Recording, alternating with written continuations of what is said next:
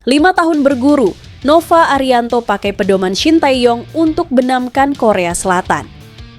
Banyak peluang tapi impoten, KFA sesalkan Korea Selatan. Ada suntikan pengalaman Indras Jafri dalam pukulan Evandra Florasta yang hancurkan Korea Selatan. Timnas U17 Indonesia berpeluang besar lolos Piala Dunia U17 2025. Yaman bungkam Afghanistan, tanda bahaya untuk Timnas U17 Indonesia.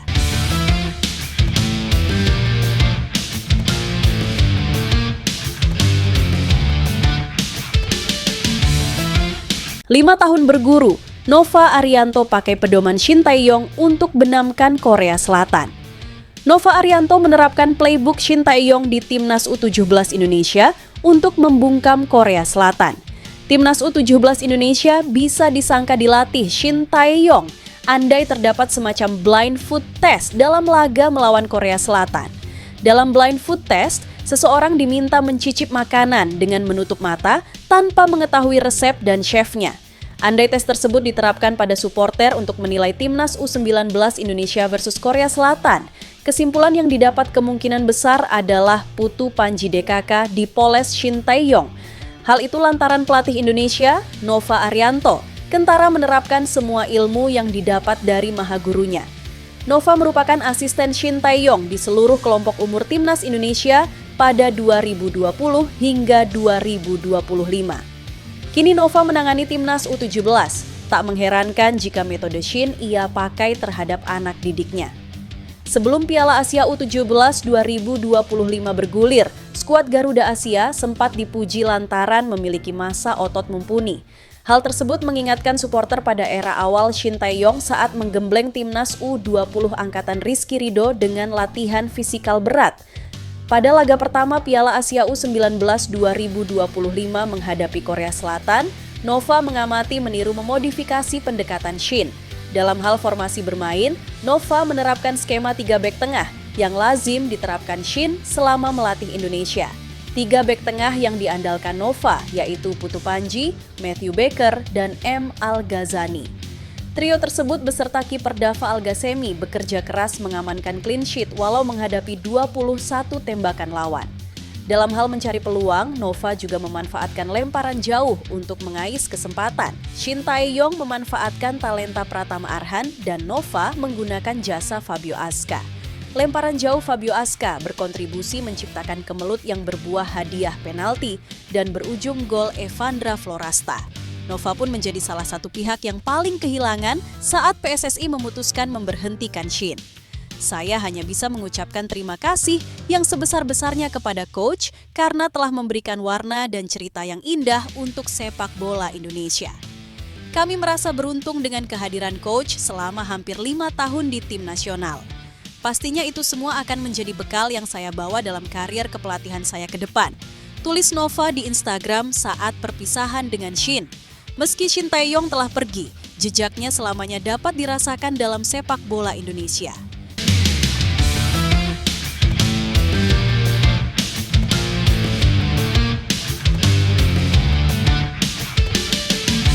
Banyak peluang tapi impoten, KFA sesalkan Korea Selatan. Dipermalukan Timnas U17 Indonesia via goal injury time. Theta Eguk Warriors merupakan salah satu tim favorit yang berstatus runner-up edisi terakhir pada 2023. Sebaliknya, Indonesia tidak lolos ke putaran final 2 tahun silam saat ditangani Bima Sakti. Garuda Asia saat ini dipimpin Nova Arianto, pelatih yang 5 tahun berguru pada pelatih Korea Selatan, Shin Tae-yong. Nova berstatus asisten Shin Tae-yong di Timnas U20, Timnas U23, hingga Timnas Senior pada 2020 hingga 2025. Nova pun seakan mengcopy-paste taktik Shin Tae-yong perihal 3 bek, serangan balik dan lemparan jauh. Satu-satunya gol Indonesia berasal dari bola rebound penalti yang didapat dari kemelut lemparan jauh Fabio Aska. Gol semata wayang Evandra Florasta itu membuat Korea Selatan harus memenangi 2 laga terakhir jika ingin lolos ke fase gugur. Federasi Sepak Bola Korea Selatan (KFA) melalui akun Instagramnya mengungkit banyaknya peluang yang diciptakan Jin Geon-yang DKK. Korea Selatan menguasai 68% penguasaan bola. dan melepas 21 tembakan, 3 tepat sasaran di sepanjang pertandingan. Semua upaya Korsel itu impoten di hadapan kiper Dava Algasemi dan barisan bek yang dipimpin Putu Panji. Kami terus mengancam gawang lawan, tetapi babak pertama berakhir tanpa mencetak gol, tulis akun resmi KFA di Instagram. Pertandingan berakhir dengan kebobolan yang sangat disayangkan pada masa tambahan waktu babak kedua. Sekarang kami bersiap menghadapi laga kedua melawan Afghanistan. Korsel saat ini berada di peringkat 3 dengan 0 poin dan selisih gol 1, hanya lebih baik dari Afghanistan. Juara dan runner-up grup akan lolos ke fase gugur sekaligus mendapatkan tiket ke Piala Dunia U17 2025. Agar Korsel dapat memenangi 2 hadiah itu, mereka harus menyapu bersih 2 laga sisa melawan Afghanistan dan Yaman. Adapun Indonesia berada di atas angin menghadapi 2 laga sisa melawan tim lebih lemah. Pemain bisa bekerja keras hari ini dan dapat 3 poin. Saya harap itu bisa menjadi modal yang baik pada kita. Tapi kita masih belum selesai karena kita masih ada 2 pertandingan lagi, ujar Nova Arianto.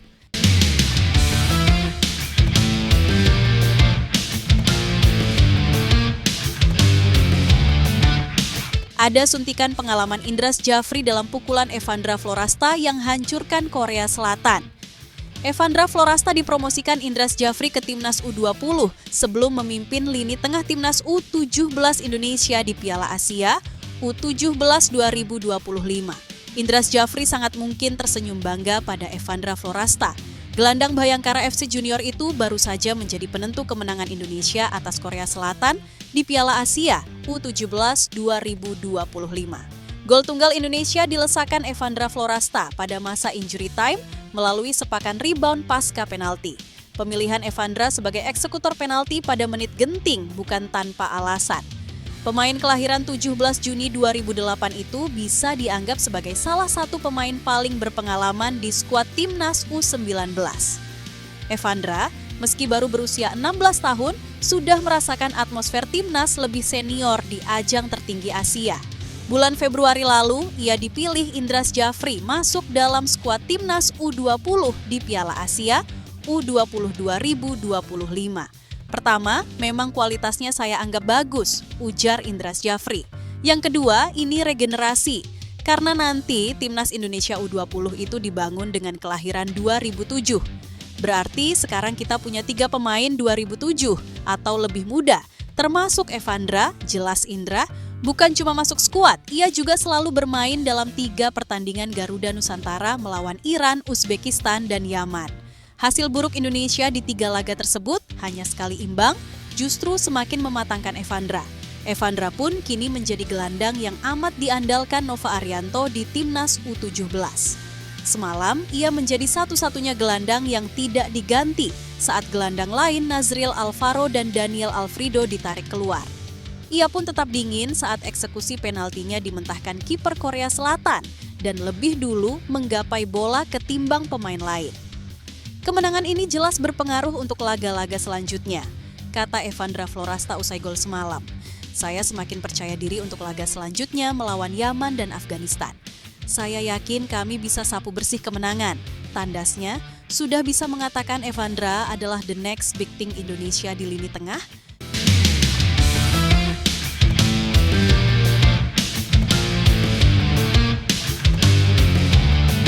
Timnas U17 Indonesia berpeluang besar lolos Piala Dunia U17 2025.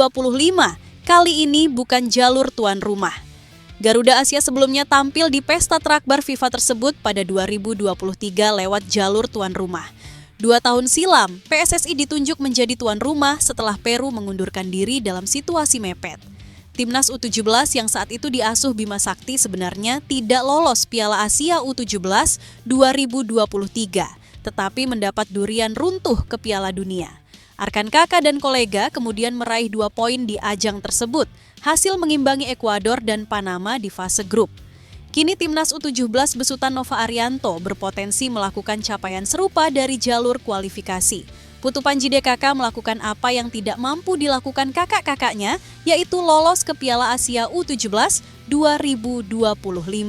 Pada Jumat, 4 April 2025, Malam, Indonesia menantang tim kuat Korea Selatan pada laga pembuka grup C. Menghadapi runner-up edisi sebelumnya, Indonesia tampil defensif dengan solid dan tak tertembus. Skema counter-attack dan lemparan jauh yang dipelajari Nova Arianto dari Shin Tae-yong membuahkan hasil maksimal. Mirza Firjatullah sempat mendapatkan peluang one-on-one pada babak pertama, tetapi penyelesaiannya tidak klinis. Pada penghujung babak kedua saat Korea Selatan buntu, Indonesia mendapatkan hadiah penalti berkat second ball lemparan jauh Fabio Aska. Evandra Florasta yang sebelumnya promosi ke Timnas U20 melihat sepakannya ditahan kiper lawan, tetapi bisa menyambar bola rebound. 0-1. Kemenangan itu membuat Indonesia merebut 3 poin penuh, dengan menyisakan 2 laga melawan Yaman dan Afghanistan. Di atas kertas, Garuda Asia hanya perlu tambahan 3 atau 4 poin dari 2 laga sisa untuk finish sebagai runner-up grup. Piala Dunia U17 2025 digelar dengan penambahan peserta menjadi 48 negara yang berdampak pada kuota untuk Asia.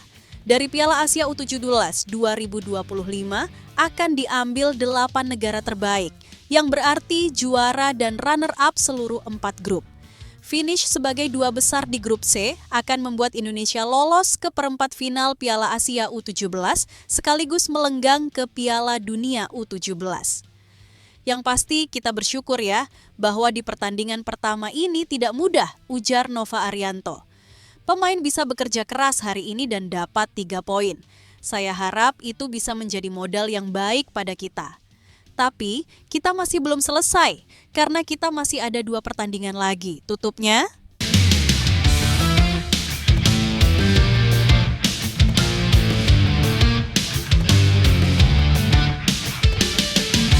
Erick Thohir ungkap kunci kemenangan Timnas U17 Indonesia atas Korea Selatan.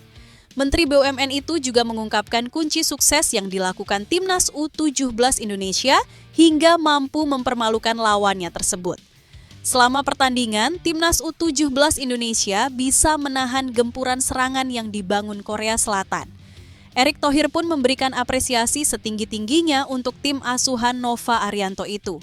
Alhamdulillah, perjuangan luar biasa sudah ditunjukkan Garuda Muda yang kami bangun bersama melalui pembinaan pemain muda, kata Erick Thohir, Sabtu, 5 April 2025.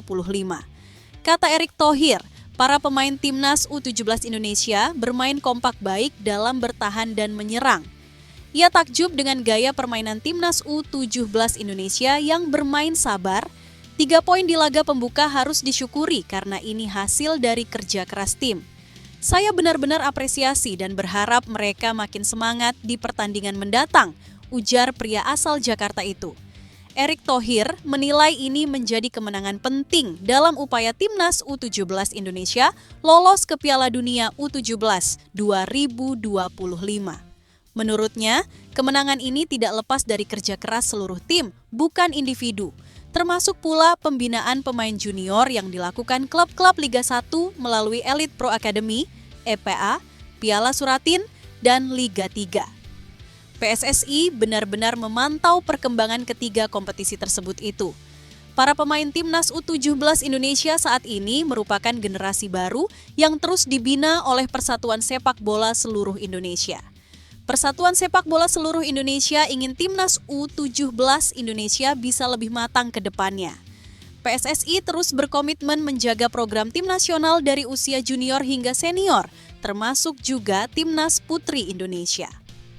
Jika diamati para pemain Timnas U17 Indonesia saat ini merupakan generasi baru setelah kami di PSSI melakukan persiapan Timnas usia muda yang lebih terprogram. Prinsipnya tidak akan ada hasil jika tidak kerja keras, tegas Erick Thohir. Adapun Timnas U17 Indonesia terdekat akan melawan Yaman pada laga kedua grup C Piala Asia U17 2025 di Stadion Prince Abdullah Al Faisal, Senin, 7 April 2025. Jika Timnas U17 Indonesia menang atas Yaman, maka mereka akan lolos ke Piala Dunia U17 2025.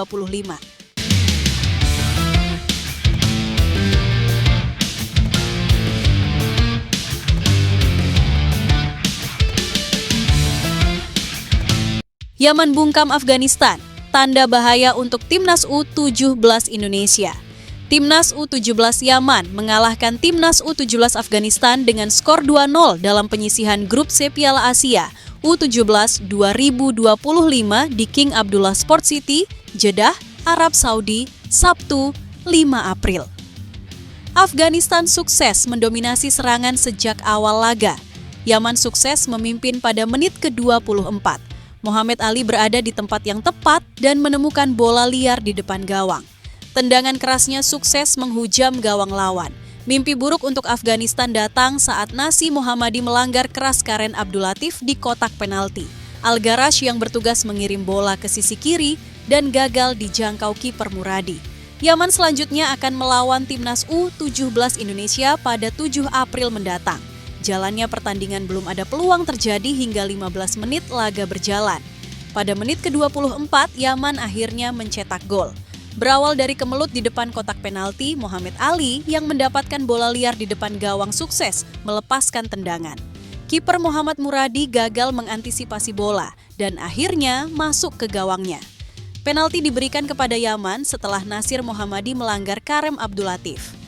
Al-Garash yang jadi eksekutor sukses melaksanakan tugasnya. Sentuhan dari Azamudi Hajizada melalui kaki kiri tipis menuju gawang Yaman. Kiper Yaman mendapatkan kartu kuning karena menangkap bola di luar kotak penalti. Percobaan dari Ali Daleo masih melambung dari gawang Afghanistan. Babak kedua, Mohamed Al-Ra'awi gampir menambah keunggulan untuk Yaman. Sundulan Al-Ra'awi melebar tipis ke sisi kanan gawang Afghanistan. Unggul 2 gol, Yaman terus memberikan ancaman untuk tim lawan. Kiper Afghanistan hampir membuat blunder saat gagal menangkap bola dengan baik pada menit ke-80. Namun, dia sukses kembali mengamankan bola di kotak penalti. Peluang emas dari Yaman lewat Essam Al-Sakaf. Tinggal berduel dengan kiper, eksekusi Essam melebar tipis ke sisi kanan gawang Afghanistan. Abdullah tendangan kerasnya sukses diamankan kiper Afghanistan. Skor 2-0 untuk kemenangan Yaman bertahan hingga akhir laga.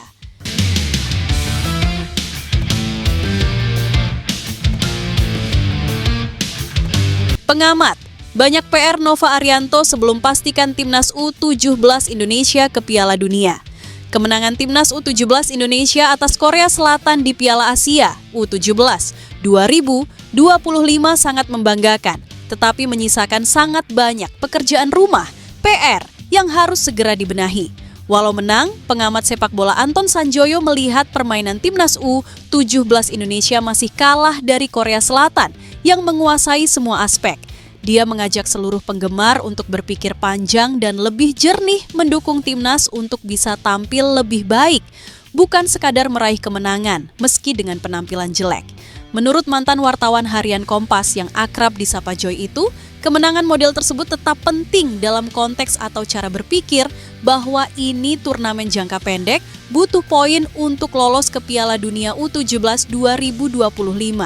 Namun, lanjutnya, dalam jangka panjang sangat riskan, apalagi untuk bertahan di level elit. Tim asuhan Nova Arianto harus berbenah banyak, tanpa harus memaklumi bahwa mereka adalah produk yang pas-pasan banget kualitasnya di dalam negeri, ujar Joy melalui akun Facebooknya. Dia berpendapat, untuk menjadi timnas usia muda yang lebih baik harus didukung oleh kompetisi rutin dalam negeri. Anton Sanjoyo mengkritik PSSI yang tak menggelar kompetisi usia muda yang ajek.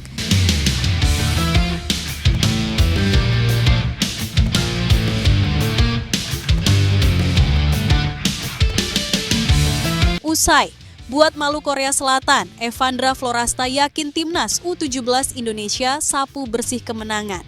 Ini setelah Timnas U17 Indonesia meraih kemenangan atas Korea Selatan dengan skor 1-0. Laga perdana grup C Piala Asia U17 2025 itu digelar di Prince Abdullah Al Faisal Stadium, Jeddah, Arab Saudi, Jumat, 4 April 2025. Gol semata wayang Timnas U17 Indonesia ke gawang Korea Selatan dicetak oleh Evandra Florasta. Pemain Bayangkara FC itu mencetak gol melalui tendangan penalti pada menit ke-90. Awalnya, tendangan Evandra Florasta berhasil ditepis kiper Korea Selatan. Namun, arah bola kembali lagi ke Evandra Florasta. Tanpa berpikir panjang, ia langsung melepaskan lagi si kulit bundar yang langsung masuk ke gawang Korea Selatan. Skor 1-0 itu bertahan hingga usai dan membuat timnas U17 Indonesia menang atas Korea Selatan. Evandra Florasta mengaku sangat senang bisa membawa Garuda Asia mempermalukan Korea Selatan. Apalagi selama pertandingan berlangsung, Korea Selatan benar-benar terus memberikan tekanan kepada timnas U17 Indonesia. Lini belakang timnas U17 Indonesia benar-benar rapat dan berhasil menyapu bersih serangan dari tim lawan. Kemenangan ini tentu saja menjadi modal penting bagi Evandra Florasta DKK. Masih ada 2 laga selanjutnya yang harus diselesaikan oleh timnas U17 Indonesia melawan Afghanistan dan Yaman. Kemenangan ini jelas berpengaruh untuk laga-laga selanjutnya, kata Evandra Florasta. Terdekat, timnas U17 Indonesia akan melawan Yaman pada laga kedua grup C Piala Asia U17 2025. Laga ini akan berlangsung di Prince Abdullah Al Faisal Stadium, Senin, 7 April 2025. Setelah itu di laga terakhir, timnas U17 Indonesia akan berjumpa Afghanistan. Duel ini digelar di Prince Abdullah Al Faisal Stadium, Kamis, 10 April 2025. Timnas U17 Indonesia ditargetkan PSSI untuk lolos ke Piala Dunia U17 2025. Maka dari itu, tim asuhan Nova Arianto tersebut harus lolos hingga babak 8 besar Piala Asia U17 2025. Saya semakin percaya diri untuk laga selanjutnya melawan Yaman dan Afghanistan. Saya yakin kami bisa sapu bersih kemenangan, tutup Evandra Florasta.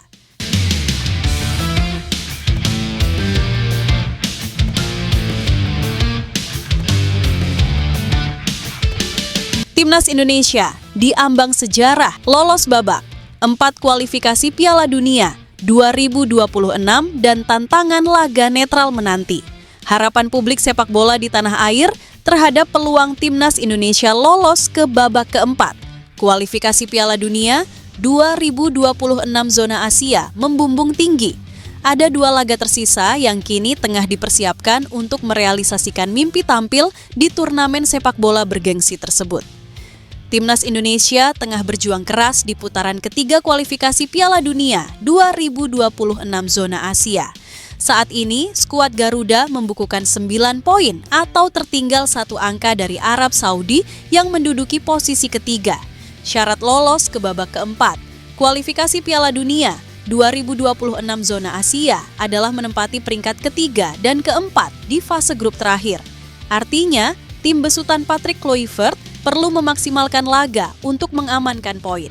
Setidaknya ada 4 poin yang wajib direbut timnas Indonesia saat menghadapi Cina dan Jepang.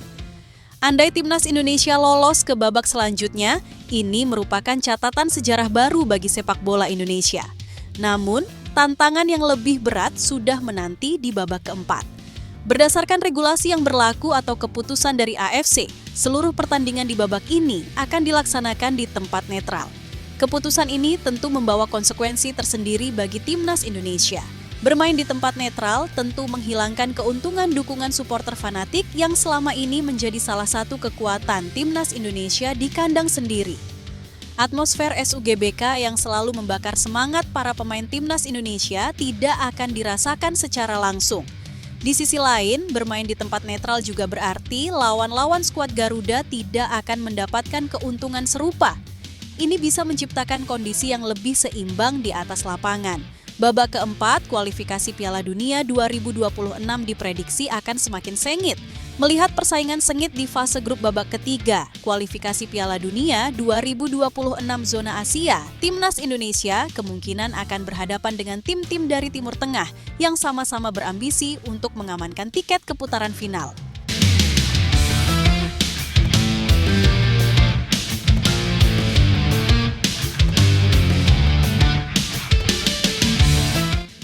Timnas Indonesia versus Cina, SUGBK siap jadi lautan merah putih.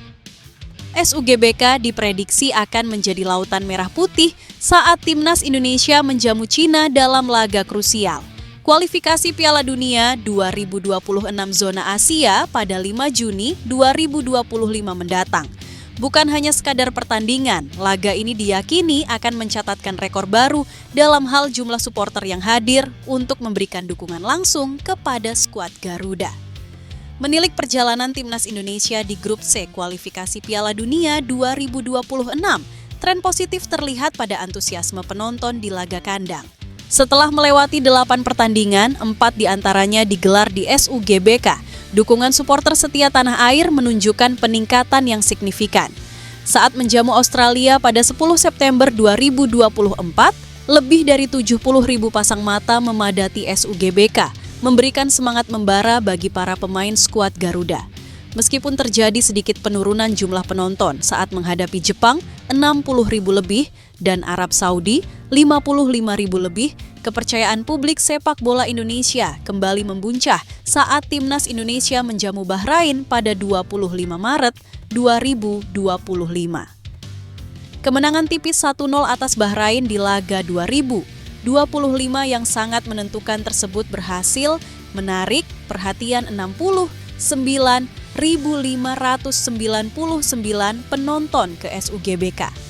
Angka ini menjadi sinyal kuat bahwa harapan dan kepercayaan penggemar sepak bola tanah air terhadap peluang timnas Indonesia lolos ke putaran final Piala Dunia 2026 semakin meningkat. Dengan hanya 2 pertandingan tersisa, termasuk laga kandang melawan Cina, momentum dukungan ini diprediksi akan semakin memuncak. Kebutuhan akan kemenangan untuk menjaga asa lolos ke babak selanjutnya diyakini akan menjadi magnet kuat bagi puluhan ribu supporter untuk memadati SUGBK. Antusiasme yang kembali membara ini bukan hanya sekadar angka, tetapi juga representasi dari harapan besar seluruh bangsa agar timnas Indonesia mampu mengukir sejarah di kancah sepak bola dunia. Laga melawan Cina pada 5 Juni 2025 mendatang bukan hanya pertarungan di atas lapangan, tetapi juga ajang pembuktian dukungan luar biasa dari supporter setia skuad Garuda yang siap memecahkan rekor kehadiran di SUGBK.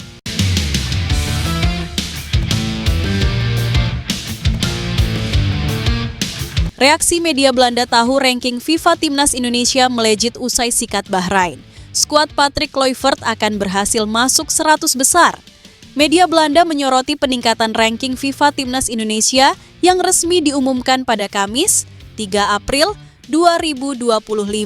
Skuad Garuda asuhan Patrick Kluivert berhasil naik 4 strip dari posisi 127 ke peringkat 123 dunia berkat kemenangan 1-0 atas Bahrain. Kemenangan atas Bahrain di putaran ketiga kualifikasi Piala Dunia 2026 zona Asia pada 25 Maret 2025 itu membuat timnas Indonesia mendapat tambahan 9,51 poin. Praktis, poin timnas Indonesia di ranking FIFA kini menjadi total 1.142 angka.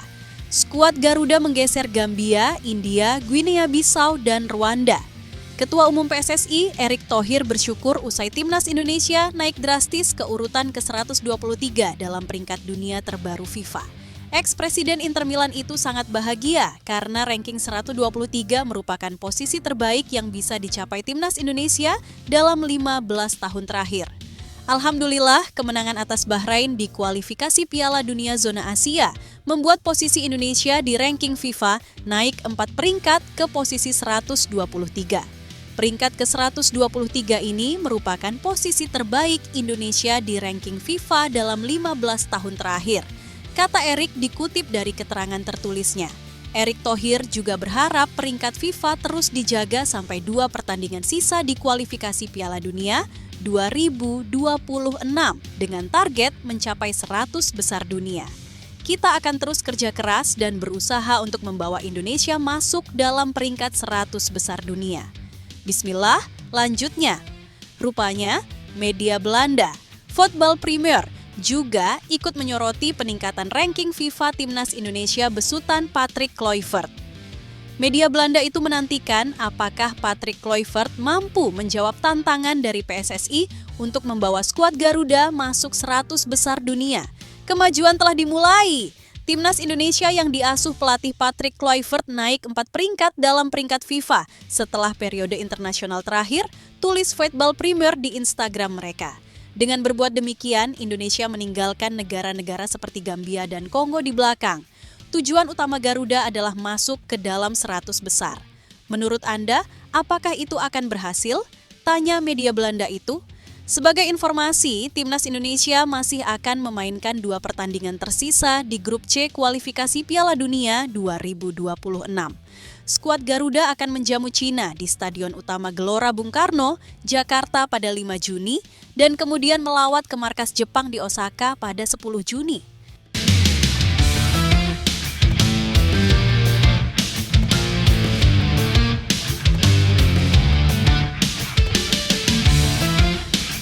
Kemenangan atas Bahrain tak berarti media Eropa sebut Timnas Indonesia masih mustahil lolos ke Piala Dunia 2026. Euforia kemenangan Timnas Indonesia atas Bahrain tiba-tiba berubah menjadi peringatan serius setelah media Eropa menilai peluang skuad Garuda untuk melaju ke Piala Dunia 2026 masih sangat berat. Meski baru saja meraih kemenangan penting, sejumlah faktor disebut menjadi penghambat utama bagi anak asuh Patrick Kluivert dalam mewujudkan mimpi tampil di turnamen sepak bola terbesar dunia. Timnas Indonesia baru saja mencatatkan kemenangan berharga atas Bahrain dengan skor 1-0 berkat gol tunggal oleh Romeni. Hasil ini memberikan harapan besar bagi skuad Garuda setelah sebelumnya mengalami kekalahan telak 0-5 dari Australia di Sydney. Kekalahan dari Australia sempat mengguncang perjalanan Timnas Indonesia dalam kualifikasi Piala Dunia 2026. Namun, Patrick Kluivert tidak tinggal diam. Ia berjanji membawa Indonesia bangkit dan membuka peluang kembali untuk tetap berjuang menuju putaran final. Kini, dengan kemenangan atas Bahrain, Indonesia kembali memiliki kesempatan lolos meski bukan melalui jalur 2 peringkat teratas grup C. Peluang terbesar bagi Timnas Indonesia adalah dengan finish di posisi ketiga atau keempat, agar bisa melaju ke putaran keempat kualifikasi dan bersaing memperebutkan tiket ke Piala Dunia melalui jalur play-off. Namun, di tengah optimisme yang mulai tumbuh, media asal Eropa, AD.NL, justru memberikan peringatan keras. Dalam laporan mereka disebutkan bahwa peluang Indonesia untuk lolos langsung dari grup C sangatlah kecil, karena 2 tiket otomatis hampir pasti akan menjadi milik Jepang dan Australia. Negara tersebut, Timnas Indonesia tidak akan lagi menempati posisi pertama atau kedua dalam grup, tulis AD.NL. Di mana Jepang dan Australia memimpin dan biasanya lolos ke turnamen final sebagai nomor 1 dan 2. Bagi tim Kluivert, rute perjalanan, pertandingan play-off kini jelas mengundang. Lanjut laporan tersebut. Lebih lanjut, AD.NL menyoroti bahwa kekalahan dari Bahrain bisa saja menjadi akhir dari mimpi Indonesia ke Piala Dunia jika tidak segera bangkit. Karena kekalahan melawan Bahrain hampir pasti akan berarti berakhirnya impian Piala Dunia, tambah media tersebut. Meskipun peluang lolos langsung ke Piala Dunia tampak semakin kecil, harapan masih belum sepenuhnya hilang. Timnas Indonesia masih memiliki 2 pertandingan sisa yang sangat krusial, yaitu melawan Cina dan Jepang. Jika mampu tampil maksimal dan mengamankan hasil positif di 2 laga tersebut, Indonesia masih berpeluang besar untuk lolos ke babak keempat kualifikasi dan berjuang melalui jalur play-off. Dengan 2 pertandingan grup tersisa melawan Tiongkok dan Jepang, Indonesia kini memiliki segalanya di tangannya sendiri untuk finish di posisi ketiga atau keempat, tutup AD.NL. Kini, tugas berat menanti Patrick Kluivert dan skuad Garuda. Mereka harus tampil sempurna di 2 laga terakhir agar tetap menjaga asa untuk tampil di Piala Dunia 2026. Dengan kerja keras, strategi yang tepat, dan dukungan penuh dari para supporter, Indonesia masih bisa menciptakan sejarah